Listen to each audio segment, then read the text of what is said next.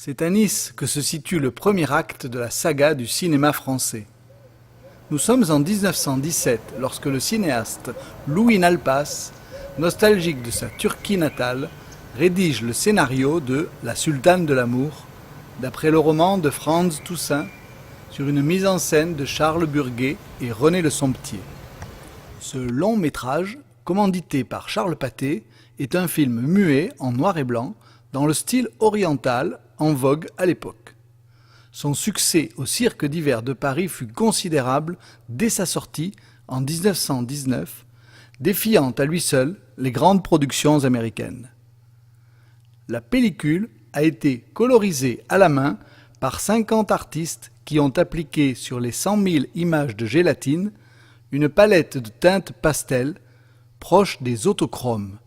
Ces plaques photographiques en couleur, brevetées au début du XXe siècle par les frères Auguste et Louis Lumière, inventeurs des projections cinématographiques sur grand écran.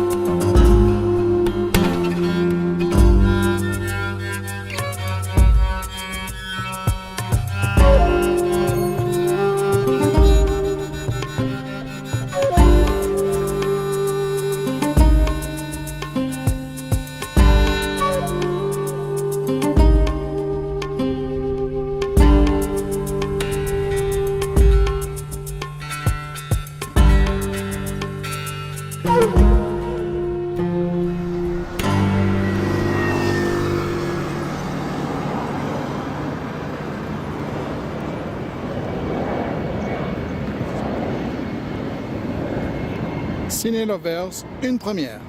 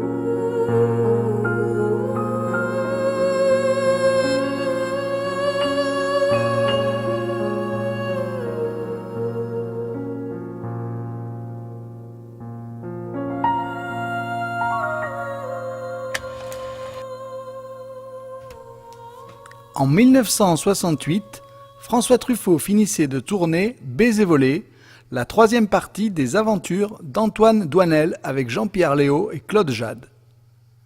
Ce cinéma, à la fois instructif et distractif, culminera avec La Nuit américaine, entièrement réalisé dans les studios de la Victorine et qui reçut l'Oscar du meilleur film étranger. Sont encore présents sur les lieux du tournage les ateliers de création des décors, des installations, des accessoires tels que grues de prise de vue, échafaudage, haut-parleurs, projecteurs, etc. Les films sont plus harmonieux que la vie, Alphonse. Il n'y a pas d'embouteillage dans les films, il n'y a pas de temps mort. Les films avancent comme des trains, tu comprends? Comme des trains dans la nuit. Les gens comme toi, comme moi, tu le sais bien, on est fait pour être heureux dans le travail, dans notre travail de cinéma. Salut Alphonse, je compte sur toi. La Nuit américaine est un film sur le cinéma, c'est l'histoire du tournage d'un film, c'est la chronique du tournage d'un film, depuis le premier jour des prises de vue jusqu'au jour où toute l'équipe se sépare. Et il fallait forcément, je crois que le titre devait être un peu en référence au cinéma, même si l'expression est peu connue. Et comme on a beaucoup abusé des titres comme Moteur, Silence on tourne, Le Rouge est mis, il fallait trouver autre chose. Et La Nuit américaine avait le mérite aussi d'être jolie, même si on n'en connaît pas le sens. La Nuit américaine, c'est un terme de cinéma qui désigne une prise de vue effectuée en plein jour, mais dont le résultat sur l'écran donnera l'impression de se passer la nuit. Autrement dit, on met un filtre devant la caméra, sur l'objectif, et on appelle ça La Nuit américaine. Et curieusement, les Américains à Hollywood n'ont jamais appelé ça La Nuit américaine, ils appellent ça Day for Night.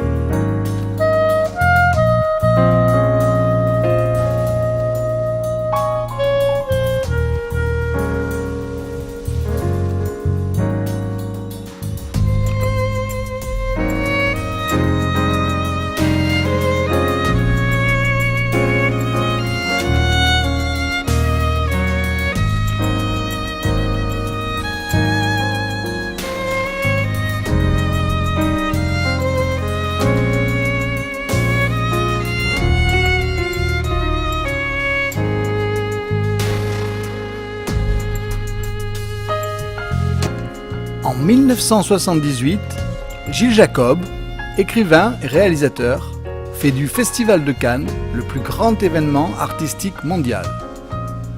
Délégué général, puis président du festival pendant 4 décennies, il est l'ami et le confident des cinéastes, des actrices et des acteurs. Au micro de Yorgos Archimandritis pour France Culture, il nous livre quelques souvenirs de jeunesse et se dresse un ardent défenseur des amours de sa vie, que sont la culture, la littérature, la musique et le cinéma.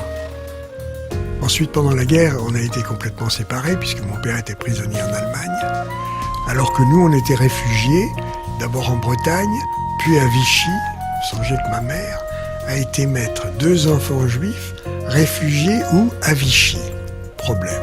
On n'est pas resté longtemps. On est allé ensuite en Dordogne, puis dans les Alpes-Maritimes à Nice, où on a passé une partie de la guerre. Non, à l'époque, qu'est-ce que je pensais? Je pensais à jouer. Nous étions réfugiés à Nice. J'allais au grand lycée. Et le grand avantage de Nice à cette époque, comme de beaucoup d'endroits en France, c'est qu'il n'y avait plus de circulation automobile. Par conséquent, ma mère me laissait aller à pied au lycée sans aucun problème. On descendait de Cimier. Ensuite, on jouait sur le paillon au foot avec les copains ou aux billes dans le ruisseau. On allait au cinéma. Du moment qu'on avait de bonnes notes, tout allait bien.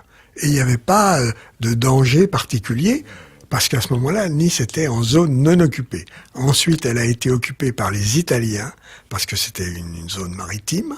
Mais les Italiens, qui étaient du reste dans le même hôtel que nous, qu'ils avaient réquisitionné, étaient des gens absolument charmants, qui faisaient la guerre en jouant au bridge. Enfin, ils étaient installés là. C'était généralement des officiers assez âgés, qui étaient très paisibles.